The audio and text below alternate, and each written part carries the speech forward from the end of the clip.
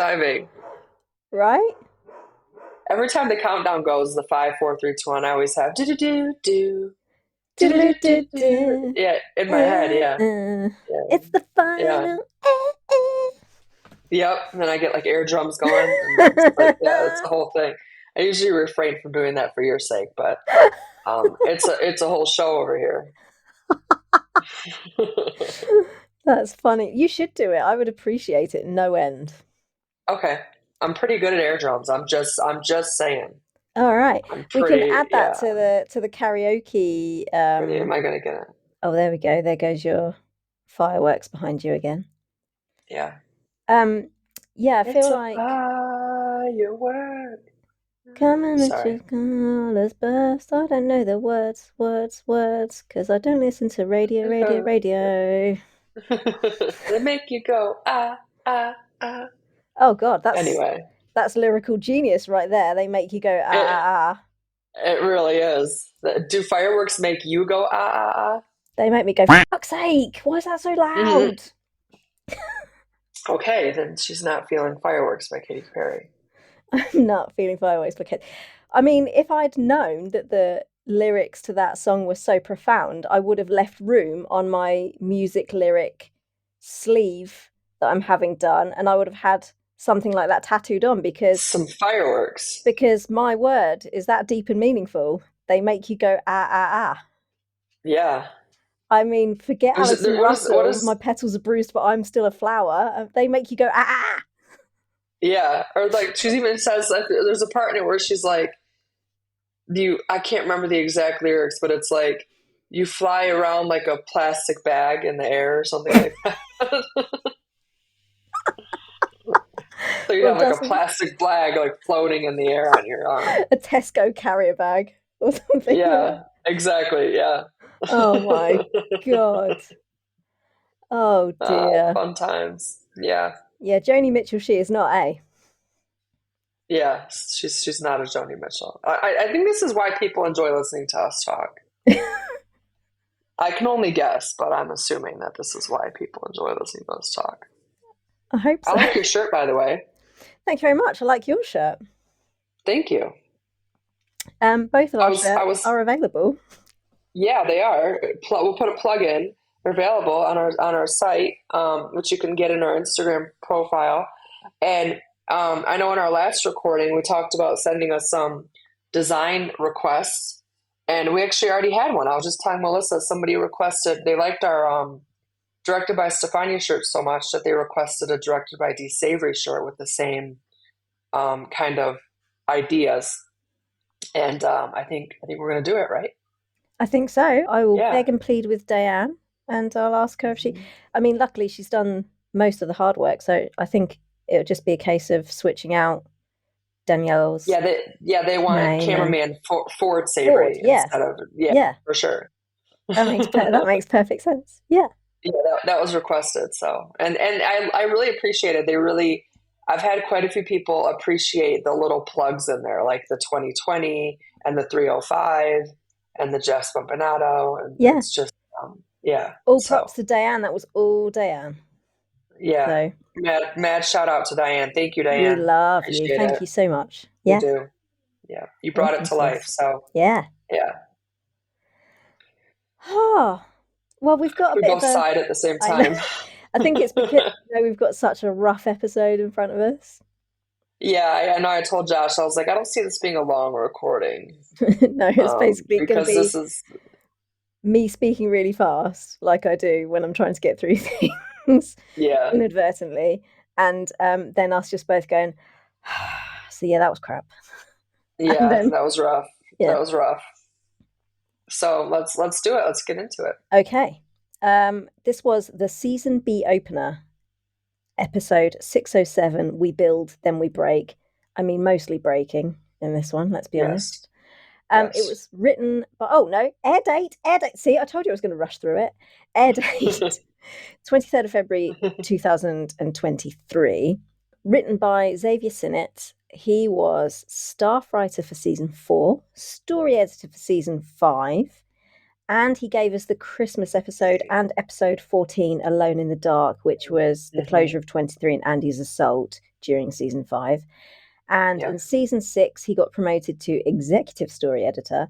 And this was his first of 2 writing credits for the season because he co-wrote 615 with Henry Robles, which gave us that shower scene.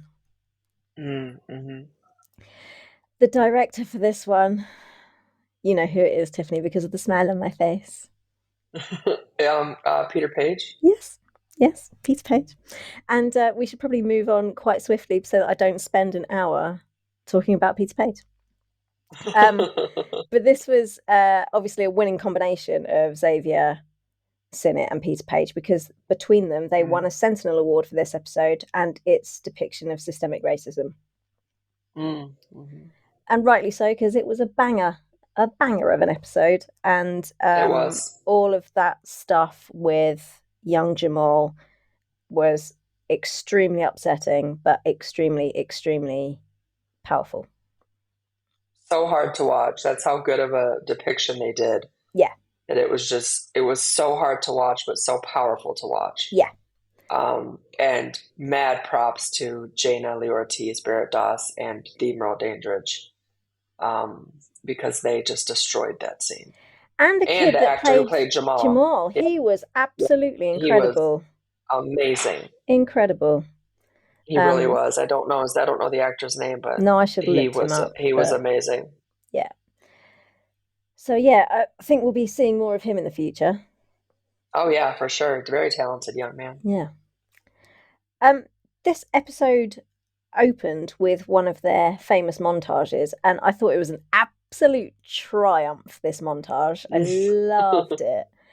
So we kind of flit from 19 trying to extinguish the fire at Meredith Grey's house to Jack hanging out at the station, and then to Maya lying on the floor out of his view. There are some impossibly good match shots.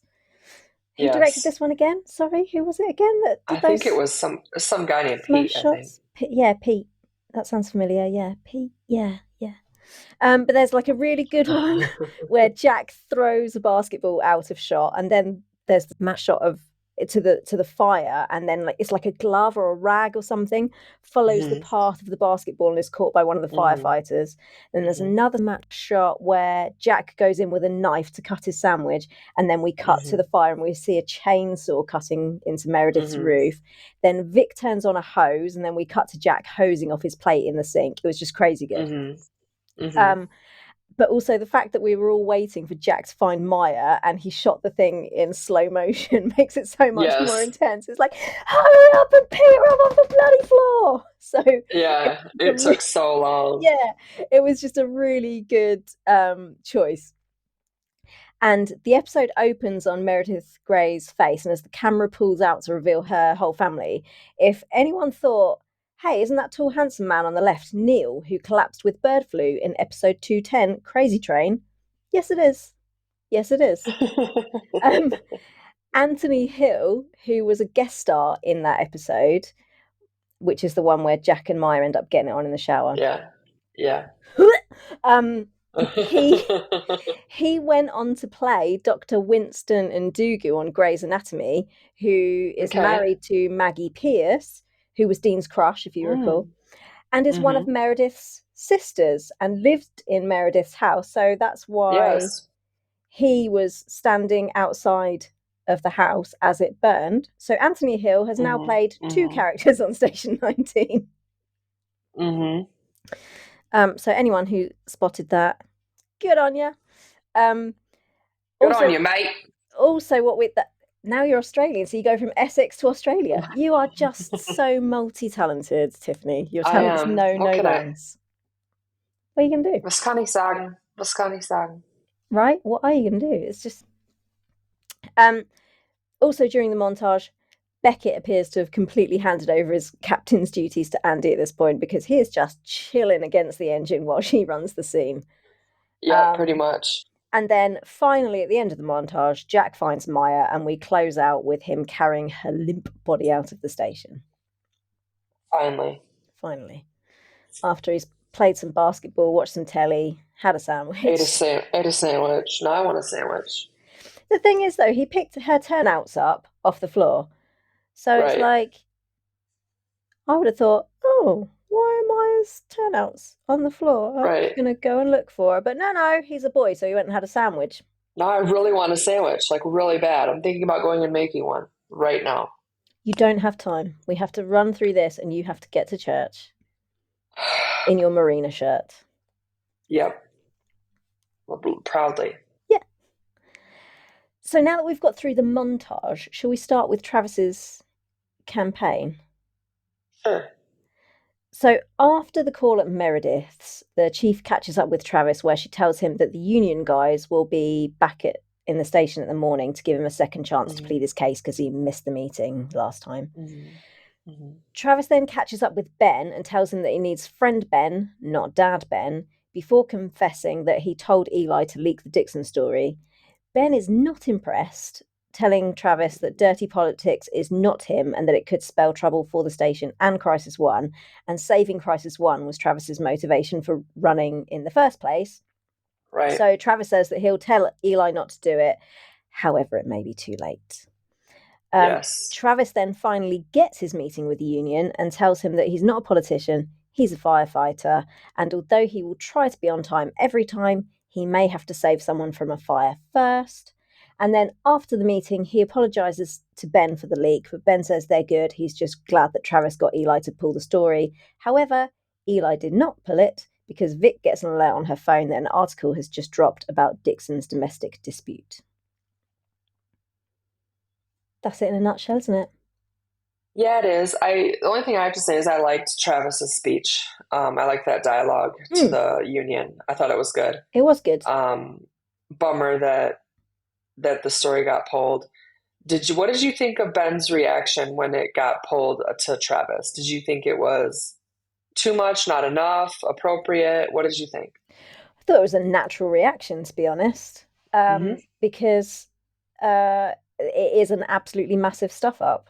It's a Hmm. it broke HIPAA for a start, Yep. and so not only does that implicate Maya and Ben and their careers, Hmm. Ben is also, Hmm. as well as being a firefighter, he's a doctor, so Yep. that could jeopardize both of Ben's careers. Right. Not to mention get the whole of 19 in trouble. And as he said, Crisis One. I mean, Dixon's already trying to bin off Crisis One as it is, but if Crisis One is seen as leaky, then nobody's gonna want anything to do with it. So I thought that Hmm. Ben was absolutely right, and it was. I understand, and I kind of understand like that Travis lost his temper and was just like, you know what, he's a bad guy. I'm going to have to stoop to his level to beat him. So leak it. I Yeah. understand in a fit of pique why he would Right. do like that. He did it, but I would have hoped that he would have realised that he'd done something extremely bad earlier, and so had 5 minutes later, when he calmed down, kind of gone, "Do you know what, Eli? I shouldn't have told you to leak that. Pull it, mate. Pull it." Yeah. So I can understand why Ben would be absolutely livid because it's like you should have done. You really should have thought about that sooner. Hmm. Hmm. What did I you agree. think? No, I I thought it was not extreme. It was a pretty powerful reaction, but it was a justified reaction. Yeah. Um, it's not anything to play around with what Travis did. No. And and it was, yeah, because I'm a nurse, so HIPAA is obviously very important to me. It's something I follow very strongly. Yeah. And so I completely agree. And he not only it wasn't a decision that just affected him. He didn't realize how many other people he pulled down with that decision. Yeah. And so it wasn't Travis either. Like Ben No. said, that wasn't Travis. No. And so it was disappointing to see for sure. Yeah. Agreed. Agreed. Um, but I think that's we've probably covered all the bases with Travis, haven't we? There. Yep, that's all I wanted to mention. Absolutely. Um, shall we go on to the scavenger hunt? Scavenger hunt. The scavenger hunt. Certainly. Two of the actors in these scavenger hunt scenes have a history with Peter Page. So I Okay. mean, Sharon Gless is just a living legend anyway. I mean, come on, Cagney and Lacey. Come on. Um, Yeah. but she was also her Peter Page connection is that she was in Queer as Folk with Peter Page. I can't remember her character's name, but she was like a main character in it. She was Michael's mum, Michael Novotny's mum in Queer as Folk. Oh, okay. That's going to drive me mad now. Anyway, she was in Queer as Folk. And then the lady who comes in handcuffed, Judith, she was in an episode of The Fosters, and she was only in a couple of scenes in The Fosters, but she was brilliant and she was memorable. And I'm sure that's probably part of the reason that she got the job is because she was brilliant and memorable in The Fosters. So anyway, just wanted to mention that there's a little Peter Page connection there. Not that I'm just Okay. finding any excuse to bring him up or anything. But... so anyway, three older ladies come into the station for help, and one of them, Judith, is stuck in a set of leopard print handcuffs because the key has snapped off in the lock.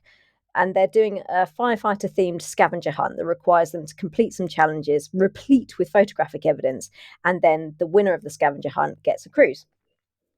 So Judith, the handcuffed lady, tells Travis that he looks guilty while he's unpicking the lock. And then they go about trying to get Sullivan to take a shirtless picture with them. Meanwhile, now free from her handcuffs, Judith is not going to let it go, and she keeps badgering Travis as to why he's looking guilty and like a sad sack. So he confesses that he made a bad decision that may have put his friends in the line of fire. And then he spins it around on Judith and he asks who Shirley is, because we've heard the name Shirley being bandied about by these older ladies a few times. And it turns out that Shirley was the fourth member of their bridge team who has now defected to another bridge team, but they're determined to win her back because that's what you do when you're a team and you're a family. You show up for each other. Yep. Unless it's, Maya in the middle of a nervous breakdown, then you just leave her to her own devices. Anyway. Oh, jeez. We then see I've had a coffee, can you tell? Yeah, I can. We then see a A crappy montage coffee. of the ladies having a little bit too much fun, dressed in turnouts, working the pole until Dottie, played by Sharon Gless, has a hypo and Sullivan takes her off to refuel. Did you notice what he gave her to get her blood sugar up? Did you notice what it was? What? It was one of his smoothies. Oh, was it? Yeah, That's so it funny. was one of his smoothies. I I have to. thought it was like a granola bar or something. No, it was one of his smoothies in Yeah, like a yeah, protein drink shaker. yeah, So it's one of his smoothies. yeah, But I have to say, I think Xavier Sinnott is a real details guy. I remember thinking that when we did our 6:15 breakdown, and he'd put a bunch of little like marina Easter eggs in there for us. yeah. And so like now we've got Sullivan with one of his smoothies that he's reached for to. It just, I think it was probably him that did that. I'm just saying, Yeah. like, yeah, it was just a nice little detail. Anyway, Dottie tells Sullivan that she recently lost her husband of 60 years, and so that's why her friends are going all out with this scavenger hunt. It's for her benefit, despite them being the last people on Earth to want to come into a fire station and ask firefighters to take their shirts off. And she says that she spent 30 of her 60 years with him, waiting for him to come home from overseas, but that she loved him with every fibre of her being, and she's finding it hard to breathe without him. And Yeah. she says that she owes it to her husband and herself to go on living. And inspired by her story, Sullivan agrees to pose shirtless for her, but he drags Travis down with him. And then Shirley turns up with Dottie's medicine, having been called by Judith to come to the station. But Shirley says not to read into it because she's still madder than a wet hen at Dottie, which I thought was brilliant. I've never heard that before. Yeah. Also, I've never seen a wet hen, so I don't know exactly how mad they get. I guess they get pretty mad. Fairly mad. Yeah. But a turn on Travis's knee helps to quell her anger somewhat. Yeah. Of course. And that's the end of the scavenger hunt. Anything much to say about this? No, it was a good fun scene, It I was, wasn't it? thought. Yeah, I liked it. and it gave some good points, some good things for Sullivan to think about, Yes. talking to her. And no, I just loved it. I thought it was a cute scene. It was a fun scene. And I thought it was really well written, Yeah. for sure. I mean, there was nothing, as you say, like heavy in it. It was just an awful lot of No. fun. It did Yeah. give Sullivan pause for thought. It made Travis um, Yeah. process what has happened as well. And, we got some shirtless men, which I'm sure Yeah. appeals to some people. Yeah, for sure. Yeah. But no, it was all good fun. And it was, I think, some much needed lightness in with all the heavy stuff that we had going on around it. I think that it would have been, Yeah. I think we needed to catch our breath with that, I think. Yes, I agree. Because there's been so much heavy stuff going on. Yes. Yeah, for sure. Um, in our last podcast, I had a subtitle of The Chief and Her Problematic Men. Hmm. And I've left it in for this one because the chief still is having problems with men of various kinds. So she goes to see Beckett, whose back is immediately up, saying that the last time she came to his office in this manner, it was to accuse him of drinking on the job. And she tells him that it's still in that neighborhood because questions have been raised about his leadership. And he immediately jumps to the conclusion that it's Maya who's complained about him. Uh-huh. And she says it's not about Maya and asks if he's been taking a step back from calls. And he frames it as A, giving Andy a chance to excel, and B, showing Andy that 19 are a pain in the arse to manage. Yep. The chief gives him an out and says there's nothing wrong with asking for help and that she's been focusing on some mental health programs in FD. But he cuts her off and says he's fine.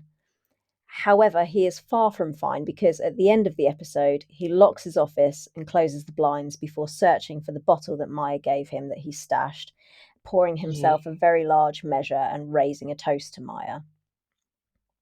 And for reasons that we'll get into, the chief has had a hell of a day. And at the end of it, Sullivan finds her sitting alone on the roof and he tells her that his chat with Dottie has made him realise that generations of war wives only saw their husbands once a year and that he's being Hmm. selfish and that she's Hmm. worked too hard to get where she is to risk it all for him. So he will wait for her and for 30 years Hmm. if he has to because he loves her. Which we finally think Sullivan's seeing the light. We finally think this is a positive thing. Yeah. Yeah. So I thought it was pretty decent of the chief to offer Beckett some help, Hmm. considering this is the Hmm. second complaint that's been raised Yeah, against him. for sure.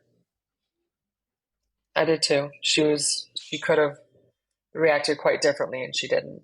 No, she was really gentle with him, and I know that that at the end she kind of said to him, "I don't want to hear any more of these complaints. I don't want to hear any more of like this from you." But I think that to kind of give him the out and say, you can just ask for some help, and we've got some Hmm. programs that we can. I mean, she couldn't have done more, right? Right. No. No. Um, when he raised a toast and when he said to Bishop, I thought that was brilliant and brilliantly ambiguous. Hmm. How do you think that he meant it? I thought he meant it in a negative way. I don't think it was positive at all. I think it was like acknowledging that she's the one that gave him the bottle and that he's kind of blaming her for his downfall. Yeah, That's how I took it. yeah. Um, yeah, I thought there were like multiple ways to take it. Like Hmm. it could be genuine because she's hurt and he knows that he's partly Hmm. responsible for it. Yeah. Um, as you say, it could be because she bought him the Hmm. booze. So I guess it could have been like a thank you because she's bought him Hmm. the booze. Yeah. Or it could have been a sarcastic, as you say, thank you because she Yeah. bought him the booze. And had Yep. he not had a bottle to hand, he couldn't have drunk. Right. And it could be like blaming her for his whole predicament, kind of saying again in a sarcastic way that she's blamed him drinking, not just because she bought him the bottle, but that her collapse has like pushed him over the edge. Yeah. Um, so I mean, it was 3 syllables to bishop, and there are so many ways to read those 3 Mhm. syllables. Mhm. I just thought it was an absolute stroke of genius. Yeah, for sure. And the way that Josh Randall delivered it as well, it was completely ambiguous, wasn't it? You couldn't Mhm. tell from his tone Mhm. exactly what was going on in his head. Yeah. No, I agree.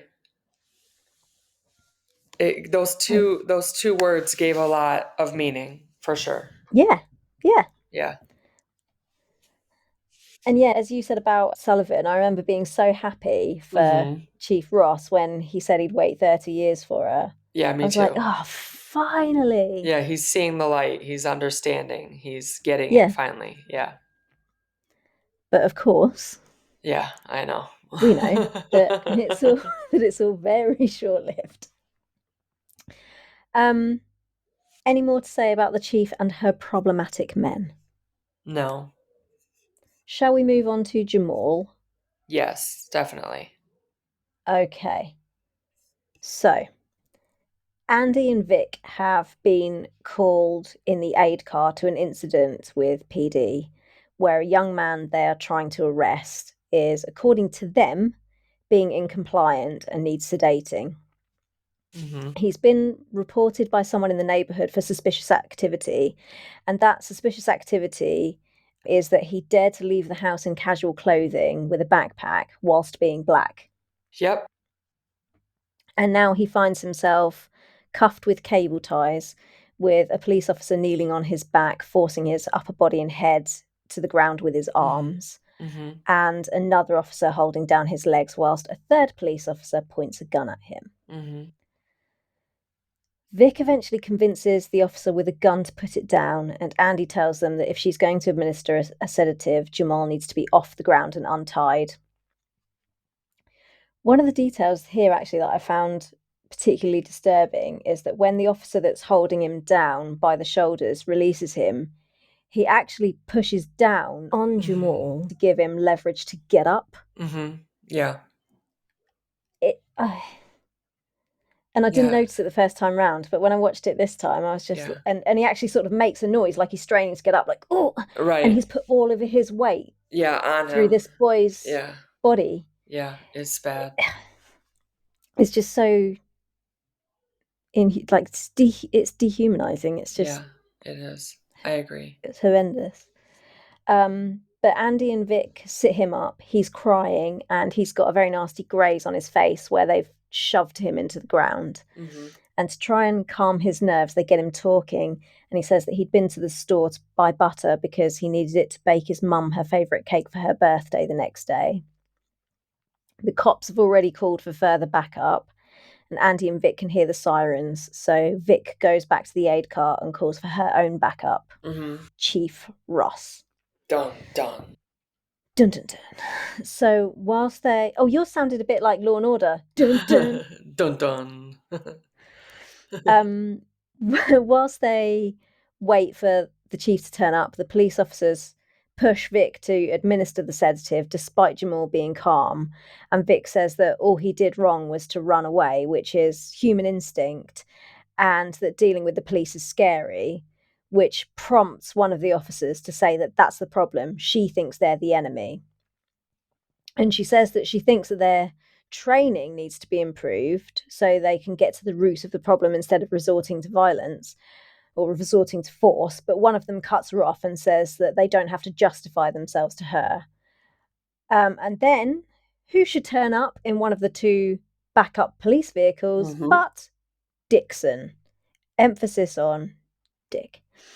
So now we have 5 police officers and the deputy chief of police all on scene to deal with one young boy who just went out to buy a stick of butter. Dixon wants to get Jamal to the station. And by the way, they're yet to find a reason to take him there other than he's black and he ran away when being chased, Right. as far as I can tell. At which point, Vic stops with her sort of diplomatic, softly approach and tells Dixon that if he wants to take Jamal, he'll have to go through her and Andy first. And luckily, it's at this point that the chief turns up. So she tells everyone that she was a spotter in the military and breaks down her assessment of the scene, including that none of the 5 police officers have their body cams on, and that Dixon is there to do damage control because the situation makes his team look unsavory, Mm-hmm. is the word that she chooses. So she says if they want to play this the hard way, she's good with that. And Dixon confirms that that's exactly how he wants to play it. Big And he mistake. says that, yeah.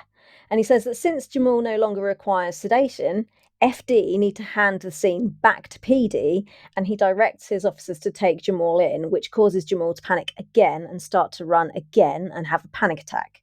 So tasers and guns are drawn, and we see Andy holding Jamal tight with the lasers for the tasers pointed at her chest. Then Vic and the chief put their bodies between the police weapons and Jamal, whilst Andy checks what's in his bag to establish whether or not he's armed, because they still don't know. Right. Andy confirms that he's got nothing but groceries in his backpack. So the chief tells the police officers to lower their weapons and go back to the station, and then directs their attention to a window where a woman is recording everything on her phone and tells them that unless they want to be tomorrow's top story, she suggests they leave. Mm-hmm. Dixon has to tell those police officers forcefully 3 times to stand down. Which was surprising. I don't think it was surprising. I I mean, think that's your that chief of police, and you're but I think their adrenaline was so up, and I think they were so amped and so hyped that they to get him. literally Yeah. couldn't calm themselves down. They couldn't. Yeah. I think they just had red mist at that point, and I think they wanted to shoot it. So they wanted to shoot someone. Mm-hmm. They just got themselves so worked up. But yeah, it was disturbing beyond belief, and Mm-hmm. only because it's so completely accurate. Yeah, right. Right. Like this isn't something that's made up. I mean, it was made up, but how many times have we seen it? Yeah, Yep, so for it's just sure. horrendous.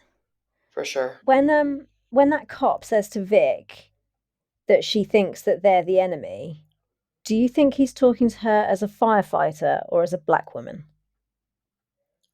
I think as a black woman, Yeah, for sure. yeah,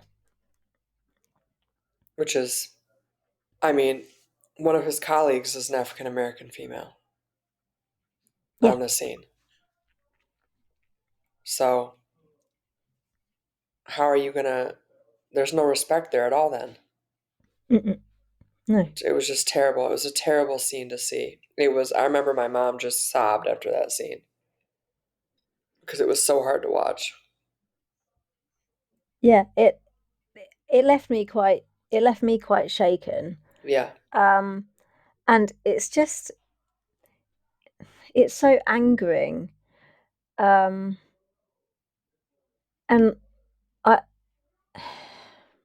like it makes you realize how much privilege you carry as a person, like for literally no other reason than Mm-hmm. I don't have much melanin in Mm-hmm. my skin. Right. Like that's literally the only reason that I will never be subject to something like that. Like, Yeah. It's terrible. and it's just so, yeah, it just makes no sense, and it's so angering because what can I don't want to be part of a white supremacist Mm-hmm. society Mm-hmm.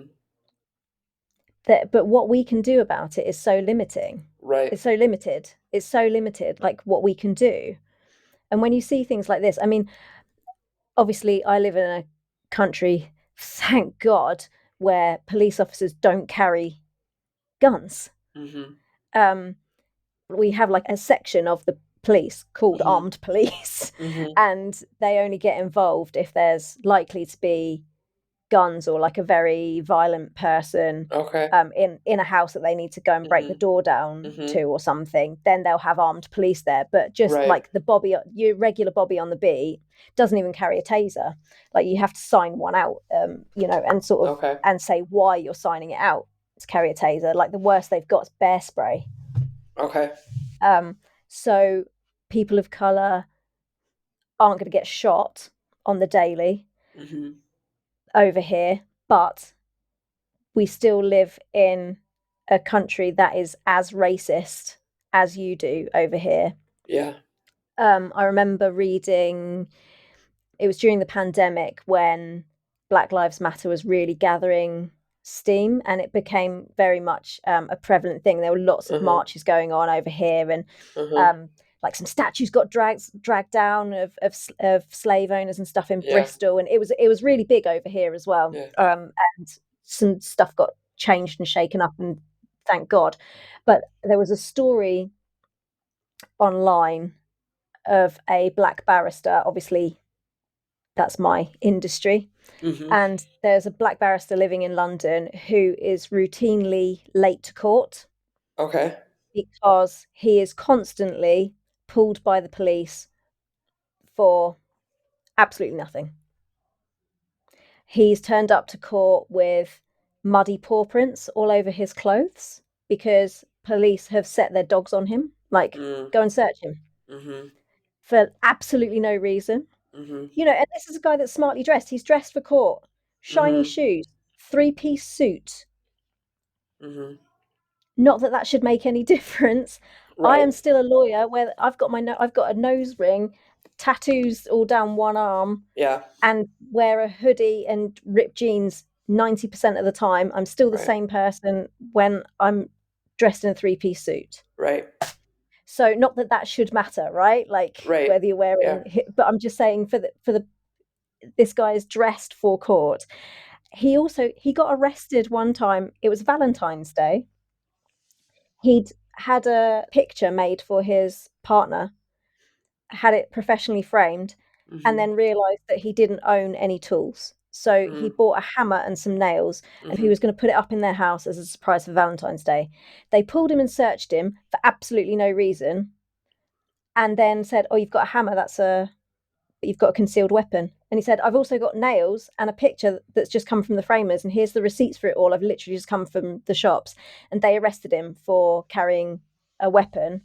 And it was only when his mother and sister went to the police station and kicked up a massive big fuss and said, that you've arrested him under false pretenses. Mhm. And pretty soon every newspaper in the country is going to know about it as well. And they mysteriously decided at that point to let him go and drop all the charges. That's ridiculous.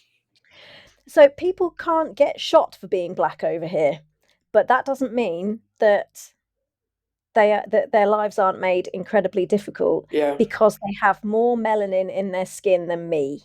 Yeah. And I That's can't tell ridiculous. you how mad it makes me. And so this just absolutely killed me. Yeah. Rightfully so. Um, which is why I'm studying social psychology, and I will quit my job as soon as I can and I will go into public policy, and then I will see what I can do to move the needle a bit because I can't live in a world like this. It's just horrific. Um, yeah, so I've only got one last thing to say about this, which is Mel Okay. Bloody Dandridge, mate.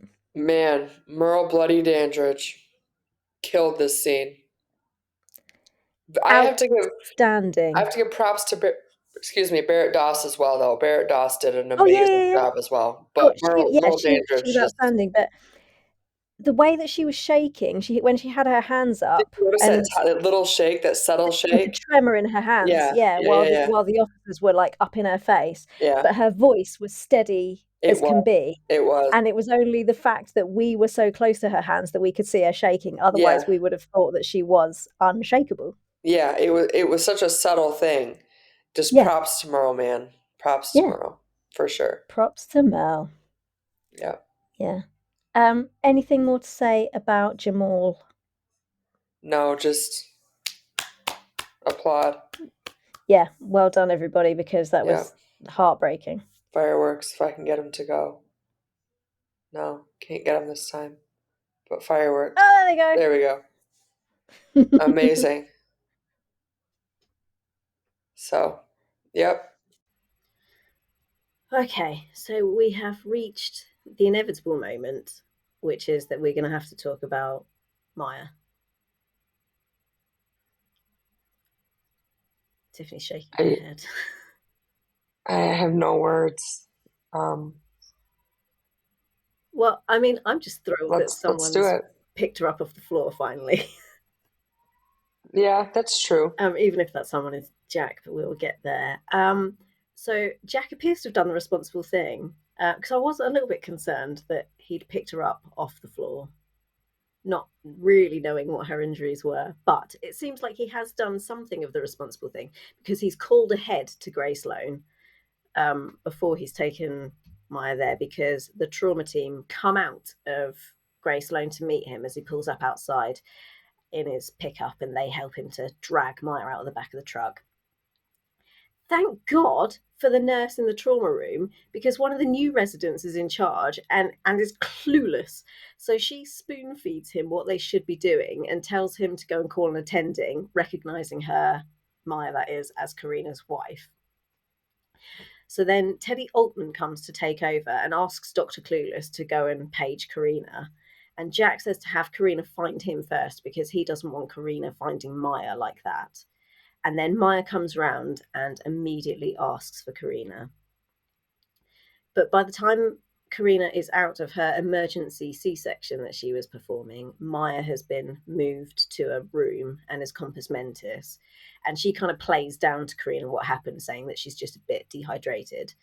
However, Teddy is on hand to tell Karina that it's actually rhabdomyolysis and she doesn't know what caused it, but Karina does. And she tells Teddy that Maya has been training to excess. So as soon as Teddy leaves the room, Maya asks Karina to get her discharged.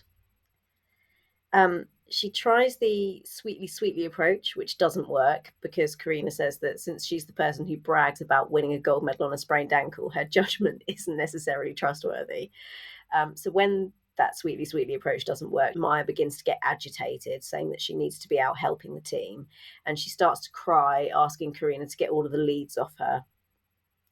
And when Karina still won't comply and says that Maya needs rest, Maya just explodes, telling Karina to stop telling her what she needs and to let her go back to work or she'll go on her own.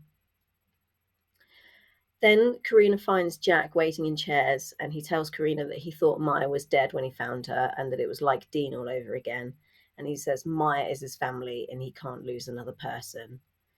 Then Karina heads back to Maya's room with Teddy, and Maya assumes that her tantrum has worked, and she asks if she's good to be discharged, and is shocked when Karina tells her that she and Teddy are basically putting her on a psych hold. Then Teddy tells her that if she gets up and walks out of the hospital, she could do herself some serious damage, but Maya doesn't want to hear it, and she says that she's fine, and if she goes home, Karina can help her. But Karina says that Maya hasn't let her help her thus far, so this is the only way that she can help.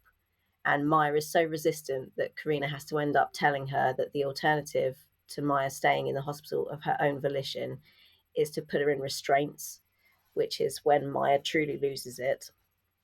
And she tells Karina that what she's doing isn't love, and that when Andrea died, Maya helped Karina through it. She didn't call psych and have Karina committed. And Karina can't take any more and says Teddy will take over from here. And Maya tells Karina that if she walks out of the door, they're done.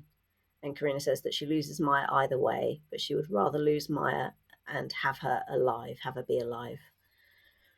So then Karina stands outside of the room and sobs with her fingers in her ears, trying to block out the sound of Maya's screams.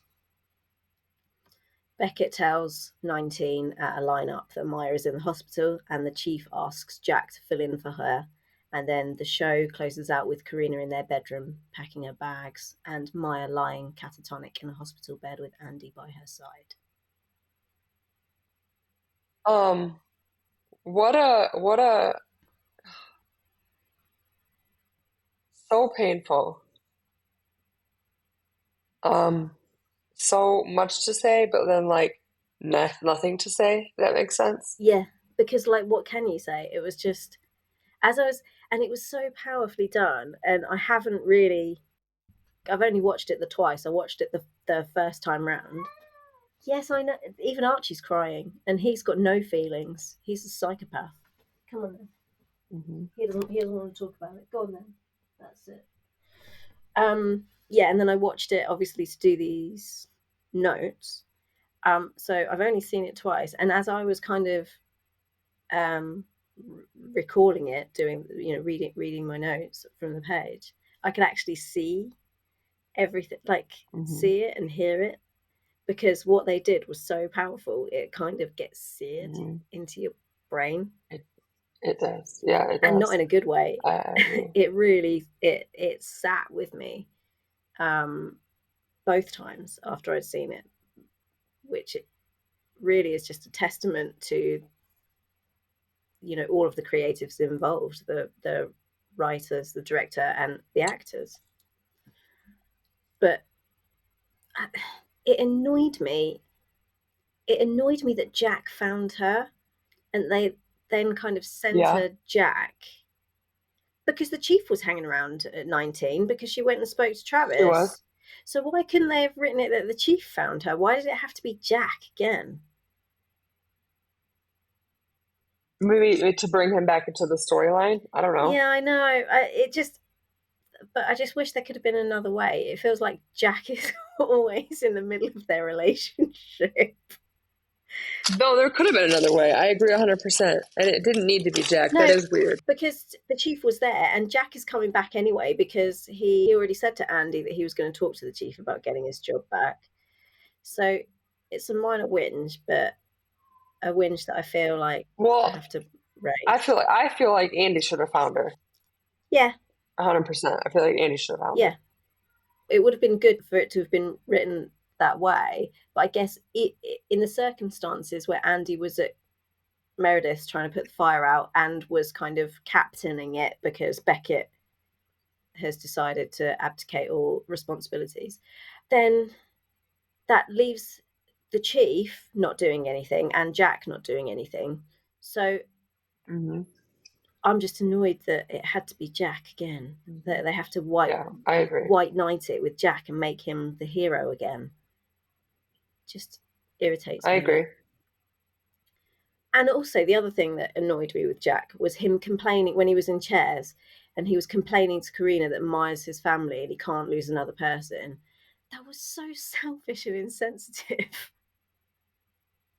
Yeah, like, didn't she just lose her brother? Exactly. He's like, oh, Maya's my family. She's literally Karina's family. They're married. They are Right, legally right, family. right.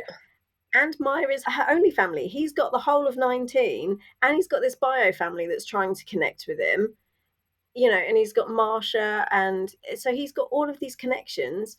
Karina is alone in Seattle. She's from Italy. She said that her family in Italy, a lot of them have been wiped out, and she said that her nonna and her aunt and stuff had died in Italy because of Corona.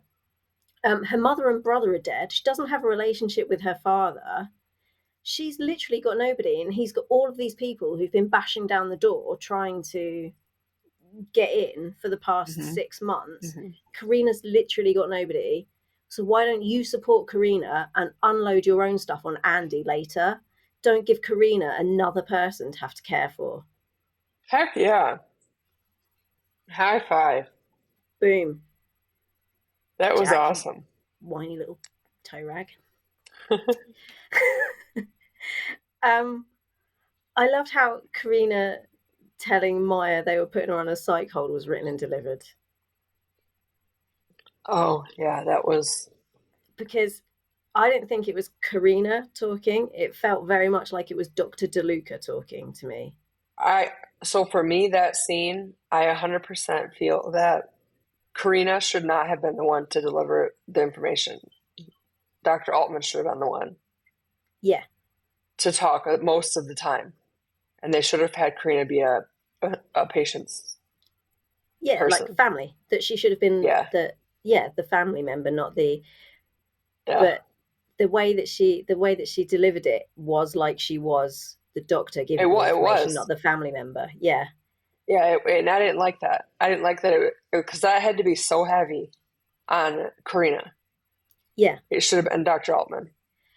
I wonder if the choice was that she wanted to be the one to tell Maya because she wanted it to come from her, and to Hmm. try and kind of like soft sell it and kind of sugarcoat it a little bit, it's better coming from me. But then when it came down to it, she couldn't do it as her wife, and so she kind of went into doctor mode because it was too Hmm. painful for her to tell her wife Hmm. that, and so she kind of went into a very like matter of fact, Yeah, sterile yeah. way of delivering it. Like her language and her tone was so distant. They were. They were. And it They was, and completely I wonder if shifted. she, yeah, and I wonder if she had to, if she thought she could do it and that it would be better coming from her, but then at the last minute couldn't bring herself to, couldn't, it was too painful for her, and so she almost switched modes into doctor mode to give herself some distance from it.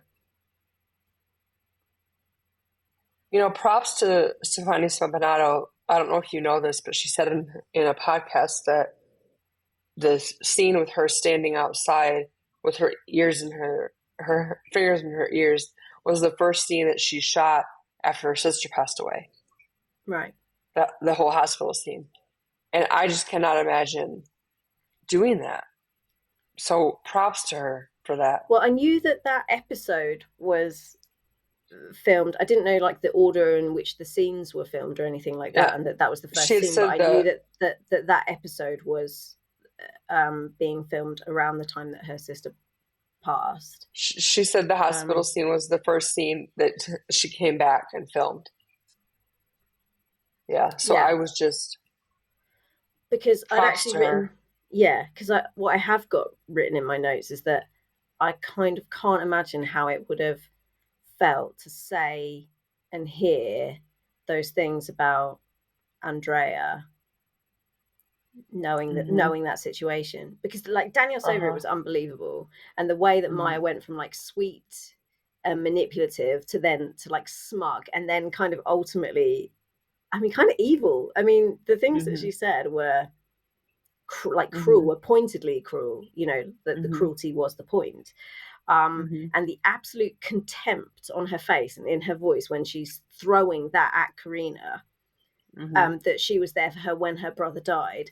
But then to have to do that, to deliver that in that way, knowing that Stefania Spampinato's sister had just passed, must have been a killer. Like, could you have been Danielle? Could you have No, said those lines to her? no. Neither. Because they obviously care for each other like very deeply in real life, Hmm. as Hmm. Danielle and Stefania. So to be Hmm. so hateful to someone, to spit bile at them the way that she had to, and every bone in your body wants to do the opposite, to love and to hold this person who's going through so much pain, and then especially to use the death of a sibling against them, when the reason that you are feeling so much love and compassion for them in that moment is because they are dealing with the death of a sibling. Like, I just have, I mean, I had mad respect for them before, but when I learned that, like, my respect level jumps to a place I didn't Hmm. think it could go. Hmm. Um, because I know they're actors, and I know that when someone says action, they're not Danielle and Stefania anymore. They're Maya and Karina. Like, I know, like, I've watched Inside the Actors Studio. I know, like, but Hmm. in that moment, you're still looking up at that person's face.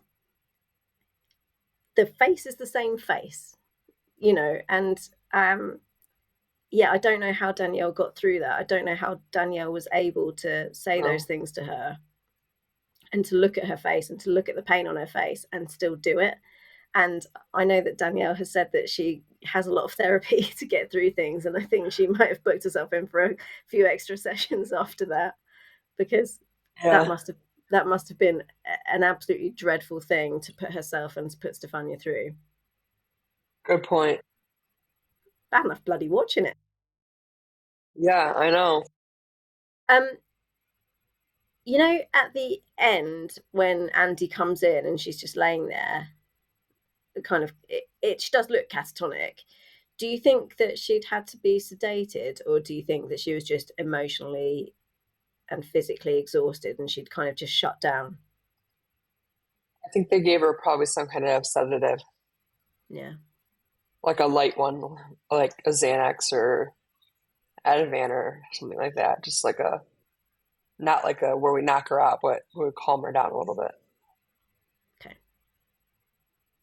That's my opinion. Yeah. No, I wanted your opinion because yours is a medical one. And yeah. No problem. Oh, did we cover everything off with Maya? I think so. Let's just leave that poor thing alone. Yeah. Um, I think that it's possibly the most difficult episode of Station 19 to watch.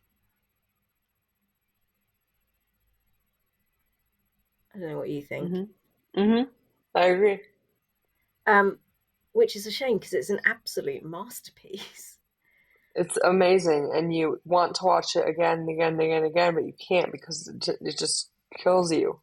Yeah, exactly. And It's so just I've only seen it the two times, yeah. and I want to watch it again. I wanted to watch it again, right again, and I could not put myself through it. No, it's really really difficult to watch, and I think especially watching it in context of what was going on with Stefania Spampinato, like watching those scenes again in context, knowing it, because the first time around when Maya said those things to Karina, it stung. It's like, oh, that's below the bloody belt. But then watching it the second time around, knowing what Stefania was going through, not what Karina was going through, then it really stung. It was like, geez, like that. How the hell did you do that, you guys? So that hurt even more, I think. So yeah, it was a masterpiece, and I'm glad that I was forced to watch it a second time to really appreciate everything that everyone did. But I won't be watching it again. Did you see any themes in this episode? Um, this episode was just a lot of pain. Yeah, I mean, I didn't actually see any, to be honest. No, it Um, was just a lot of pain. yeah, and I don't know if that's because there aren't any themes, or just because I found the whole thing so harrowing and so deeply upsetting that I'm like unable to look at it objectively as a whole body of work. Hmm. So, so I guess, guys, if you think there were any themes in this episode that we missed, let us know. But I didn't see any. Yeah, I didn't either. Um, what are your takeaways from this one? What are you looking forward to seeing in the future? I'm looking forward to seeing what happens with Maya Hmm. at, after she's 72 hours are up, if it helps her or not, and if her and Karina stay together. Hmm. Um, I'm gonna say this as if I haven't seen the Yes, other yeah, yeah, yeah, episodes yet. yeah, I'm interested to see if any of in 19 is gonna support Maya and be there for her. Um, and I'm interested to see what goes on with the chief. yeah, The chief is always in a weird spot, yeah. an Bless her. unknown territory spot, kind of. Yes, yes, yeah. And I'm interested to see where she goes, what happens next. My my number one thing at the end of this episode was, where's Karina gone and when will she be back? When she was packing her bag, I said, Judy, wait, hold on, where's she going? Where's she? Hold on, where's she Mm. going? Where's she going? She better not go back to Italy. She's not going back to Italy, is she? So that was my whole big my thing was, where is Karina going and when will she be back? Mm-hmm. Zero other cares. Who did you think had the best growth in this episode? She literally had zero other cares. She was like, nope. Um, who showed growth in this episode? Shall I tell you what my note says?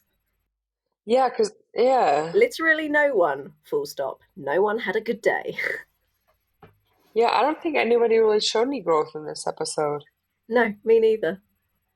Okay, that makes me feel better because I was like Yeah, feeling really bad about it. yeah, no. I was sat there like thinking, come on, somebody obviously like, and I was going through each character. What did Uh, they get? Nope, didn't grow. That wasn't growth. Nope. So I just think everybody just had a shit day. Nobody grew. yeah, I think everybody was just glad to get out of it relatively unscathed. Well, except Maya, who, in your expert opinion, has ended the day being sedated. Um, yep. what was the best scene for you? Are you asking me like talent-wise, what touched me the most? Um, However you want to answer it. If you want to give more than one scene, because sometimes I think like the best scene isn't the one necessarily that was the most enjoyable, but then you might want to tell me which one you enjoyed most. And like sometimes, yeah, like I think that there's a lot of ways to interpret it. So you answer it in any and all the ways that you want to answer it. if you're looking at it talent-wise, the best scene was between Maya and Karina in the hospital Yeah, when Karina 5150s her. yeah, The talent there is undeniable with yeah. Stefania and Danielle. Um, I'm trying to think of like a lighthearted, like you do usually pull out the lighthearted funny scene, and I can't find one. There wasn't one really. Like Yeah, there was the stuff with the older ladies, but I don't think that while it was all brilliant, I don't think that in such a densely packed, incredible episode, yeah, I just don't think those are the scenes that stand out in any way. right. I'm just gonna stay with my talent scene. Yeah, good one. I am. I think in terms of, I think there were two for me. There were two, and I can't split them in terms of the writing, the directing, how powerful they were as well, how important, because mental health is a huge. There's a huge mental health crisis just worldwide as well. So I think that both of the scenes that I'm gonna pick out, I just couldn't put a sheet of paper between them for all of the reasons. So the first one I picked out was Jamal crying when Andy and Vic pick him up off the floor and he's crying and Andy tries to speak to him in Spanish and he says, it's okay, I can understand English. And he's saying, oh, I never wanted any of this to happen. And you remember that scene? Yes, I'm wanting to like change my scene now. But his fragility, that actor's fragility, was incredible, and it just broke your heart. And he is so baby faced. I don't know how old that kid is, but he is so baby faced, and the way that he's crying and his voice is so meek and quiet, and he's so polite to them and so sweet. And when he says, "No, I can, it's okay, I can understand you, and I didn't want any of this to happen," and he just looks like a little boy, like a scared little boy, and just knowing that that is happening on a street somewhere, probably multiple places at any given time of the night or day in the United States because of the amount of melanin in someone's skin, just breaks your heart in all the ways. And I just thought that he did the most incredible job of like encapsulating all of that. So yeah, so props to again the writers, the director, the actors. And then obviously I'm going to join you in saying that final scene with Maya and Karina. It was harrowing and horrendous, but they were beyond incredible, and so that has to be a contender for best scene too. So both the scenes that I've chosen were bloody hard to watch. Yeah. but just amazing in their own ways. I think my favorite scene, my just Yeah, that you mentioned it, my yeah. favorite scene is when Ross holds her hands up in front of them, and you see And the she's tiny shape in her trembling. hand. Yeah, Yeah, that's my favorite scene. I could she watch that over and was. over and over again. Yeah, She killed that scene. Mel Dandridge is just beyond talent. Like, there's talent, and then there's Mel bloody Dandridge, mate. I need that Dandelions on a for life, shirt, don't man. I? Mel Yes, bloody I would wear Dandridge, it mate. every. I would wear it every single day. I'd buy like 5 of them. Give yourself the weekend off to wear your Mel the And, Squirrel yeah, shirt. and then I'll wear the other one every day. You think I'm joking? Mel bloody Dandridge, mate. Do it. Um, which was your favourite line, or which do you think was the best line or best piece of dialogue? Oh, that's hard. There's too many, aren't there? It's yes. I will It's tell you like that I've gone for a silly one because there was so much heaviness. I've gone for something silly. So it's too difficult of a question. It's either something from Merle in the police scene or something that Stefania says that Karina says in the hospital. I'm probably gonna say when she says, "I'll lose you either way. I'd rather lose you than have you be alive, Bella." That I'll yeah, probably say that. yeah. I went with a line from Travis after the scavenger hunt ladies have gone, and he says, "I was handled like a piece of meat, and I felt delicious." You always, of course, have to count on Travis. Who was your MVP? It's tied. It's either I don't know. Barrett did so amazing in this episode too, and so did Jane Lee Ortiz, and so did Merle Yeah, Dandridge, everyone and had a so good did day. Stefania Spavinato and Danielle Savory. Like those five just you want me to pick between those five? You don't have to. I'm gonna give it to those five. They Okay. killed this episode. Yeah. I think for Stefania Spampinato to put in the performance that she did with what she was dealing with is just incredible. Yes, And I I agree. think that Danielle Savory put in the best dramatic performance I've seen from anyone anywhere. Like, I don't care who you are. I don't care if you're Meryl Streep, mate. Like, nobody could have done that better. Hmm. There are people who would have done it equally as well. Meryl Streep is one of them. Hmm. But nobody would have done it better. That was beyond compare. Like, it was just ridiculous. And the thing is that you need an equally brilliant partner to pull that shit off. Hmm. So I'm giving it to them both. Stefania Spampinato and Danielle Savory for me. Good job. Thanks, mate. Um, Most gifable moment for you? Again, I've gone silly because it was such a big one. Do you remember the funny smile that Travis does when that girl, the second lady, sits on his lap and pulls Yes, and he's that? like, That's and he looks terrified, and his eyes wide, and his he's like, big, huge ah! eyes. Yeah, Yeah. probably that. His eyes get really I've big. gone similar. I went for Ben stuffing money into Travis's suspenders or braces on my side of the pond when he comes Okay. out with the shirtless, and yeah, Ben stuffs money into him like he's a cheap stripper. Enjoyed that very much. This is normally the part where I say next week and I read out the synopsis of the next episode. However, no new episode from us next week, but you can go back and listen to episode 1, our inaugural podcast episode, for our breakdown of 608. And then that gives you a couple of weeks to get caught up before season 7 starts on March 14th. You can listen from 8 through to 18 of our podcast. Only thing I have to say is I've had a couple people message me that they would like us to do a episode of what we think season 7 is going to bring now that we've seen all the trailers. Have you watched the Okay. trailers? I have watched the trailers this morning.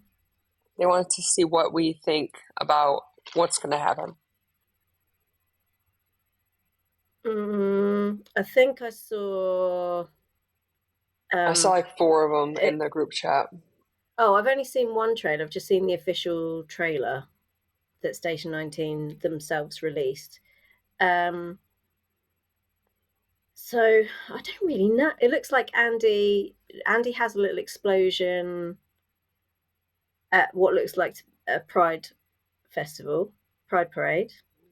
So, and then the chief says to her that she's got 1 foot in the locker room and 1 foot in the captain's chair, as it were, doesn't she?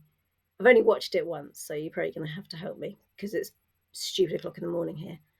Um, so I guess, but I guess that was always going to be a problem for Andy, wasn't it? Because that is always whenever you're promoted from the inside. I guess it's often difficult for you to differentiate between being one of the team and being in charge of the team. So I suppose that's to be expected. Um, it looked like in the background behind Maya, there was like that very brief little scene of Maya and Karina in the bed, and it looked like behind Maya there was something that was either a very badly built IKEA cabinet, or we call it a cot. Do you call it a crib? Hmm. Like the thing that a baby kips in? Yes. Looked like that. That looked like one of those behind Maya to me. Could be wrong. Because it was a very brief clip. But then I would have to say, on the basis of that they have adopted the baby that they yoinked out of that woman in the kitchen. Oh, you're shaking your head. You don't want them to have adopted a baby? I don't want to do it adopt now. Oh, why? I want to see Maya or Karina pregnant Any particular reason? because she wants it so bad. But maybe she changed her mind. Maybe she saw that baby and realised, hold on, there's a baby right here that needs parents, that needs love, and he's already in this world. And look at him, he's perfect. And was it a boy? I can't even remember if it was a. It was a boy. Good. I didn't want to be that person that just defaults to male. um, yeah, and just kind of realizes that you don't need to be pregnant to be a parent. And that's fine if she changes her mind. I'm just going Yeah, off what I've known. That's yeah, all. yeah. Um, so that it looks like the chief's still in her job, so that's good. Mm-hmm. Mm-hmm. Um, who else? Andy, the chief. Oh, Kate was still there. She can do one, mate. I know. Why is she still there? She was in for Ben, wasn't she? She was in for Ben because Ben had a broken arm. Yes. Um, what else? Budget cuts. Someone's got to get sacked. Well, there's the 3 firefighters that never speak. There's Cutler and there's whoever the three that never speak. Just sack one of them. Job's a good one. We won't miss them. Um, what else? What do you think? I mean, you pretty much said everything. And Vic and Theo aren't together anymore, which is something that we all wanted. Yep. I don't know why he has to be with Kate, though. Why should that character has to be there? I don't think that he does. I think she's kind of pursuing him, and he'll be like, I literally broke up with her 12 minutes ago. I'm not ready to jump into anything else, get a grip. We didn't see much of Jack. We saw him roll around on the ground. No, because I guess that the jeopardy at the end, wasn't it, is will Jack survive? So Yeah. then I suppose if you show Jack alive and well and firefighting, then that gets rid of the jeopardy of is Jack alive? We saw quite a few different, what do you call it, incidents. We saw the Yeah. parade, plus we saw the Patient Case Zero. Zero. Yeah. Which I thought was cool. Yeah, that is cool. I do agree. It looks like a little bassinet behind Maya, and it looks like they agree in the um, hospital to take a baby. Um, I love that Ross is still chief, of course, and we see it in several episodes. We hear Sullivan tell her that she's the love of his life. I don't know how I feel about him because he treated her bad. Um, He did. just because he saved her life doesn't take that. I don't know. Does that erase it? Does that erase it if he saves your life? I don't think the saving of the life erases it. However, if that was the wake up call that he needed, and he now works to actually prove that she is the love of his life and that he will do anything for her, then it doesn't erase, like, nothing. I don't think anything in life gets scrubbed out. You don't get to erase anything, but you do get to show that you've grown from it and that you are a product of all of your experiences, and that he has now realized the error of his ways, and he's going to use the knowledge of his errors to move forward and be the man that she deserves. Okay. then that's I then that's fine. Then that's fine. Because I don't think he did anything unforgivable. He didn't cheat on her. He wasn't no, he like was just he was he just wasn't abusive. He was just a bit of a dick. yeah, exactly. That's So exactly what I was that's gonna say. fine. Was he? Like, I was gonna.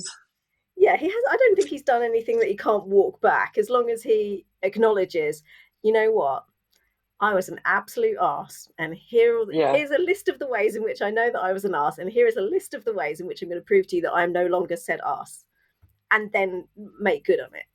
Then I think that's Okay. fine. Okay. Perfect. So I was happy for her though because she loves him obviously. Yes, and so that's what she deserves, because I think that they can be happy, and I think that the things that they said in Liberace's playroom, they've got the same experiences, they've got the same bruises. Um, I think that's absolutely true. Nobody's seen the things they've seen. Nobody, and so that there is that kind of they speak the same language in that way, that they're coming from the same place. When they see a particular thing, they will react in the same particular way because they are a product of their experiences. So I think they are kind of perfect for each other, as long as he respects that he is with this powerhouse woman Yes. who outstrips him in all the ways. Like, she's Yep. more successful than him, she's more accomplished than him, she's got more to lose than him because she is more successful and more accomplished than him. And I think that it's going to be a learning curve for him to kind of sit back and play second fiddle to his partner. But I think that he's probably like if anyone can do it, he can. He's just got to be the bigger man and make himself a little bit smaller. Yeah. That's a good point. But I'm just happy that she looked happy in the short little Yeah, clip they showed. yeah. Um, the parade looked cool. I'm sad that it got violent the way that it did. Um, I mean, welcome to a queer person's life, mate. I know, but that it's cool that they're there, that they're doing that. that they're addressing it. Yeah. Yeah. So that was cool to see. I'm excited to see that scene in its entirety. Um, so that's what I think about the trailer. Some good things, some bad things. Yeah. But I'm definitely excited for it now that I've seen Yeah, the yeah, trailer, because I was a bit like, meh, because it's like, yeah. what? You only get 10 episodes and then that's it for as Hmm. things stand. But having seen that, it looks like they've packed a whole bunch in. And I do like it when it's not just like, and here's a fire, and here's another fire, and here's another fire. So we know that we've got variety in the fact that there's a patient zero, so we've got an outbreak of something potentially, um, and we've got a riot at a parade, so that's something a little bit different. It looks like Vic's gonna, push push someone out of a high part of a building as a result of a fire. So that's always fun. Someone flying through the air rather than dragging them out through a stairway. So it does look like there's going to be a bit of variety in there as well. And also, I really like that. What I liked about seeing the Pride parade is that it looks like they're still going to go political, which is the strength of this show, I think. Yep, that's true. And especially It's since you've true. got Maya, Karina, and Travis, Hmm. it does seem odd that you've got 3 queer people in the station and we've never seen a Pride parade. Hmm. So I'm all for it. Okay. As long as Travis doesn't wear sparkly, skin tight hot pants, because I don't think I'm ready for that. Okay. I'll let him know. He does seem like the type, doesn't he? I don't know. He was from who's that guy from Rocky Horror Picture Show? Yeah, the Frankenfurter or whatever. Yes, in drag. Hmm. Pulled that off. Yes, true, he did. Just not sure that my eyes are ready for it. Is all. We did it. We did it. Boom. 2 weeks until the premiere. So, Yeah, at the point of recording. Yeah, yeah, it is. And then we'll start all over again. yep. I'm excited. I hope you guys are too. Absolutely.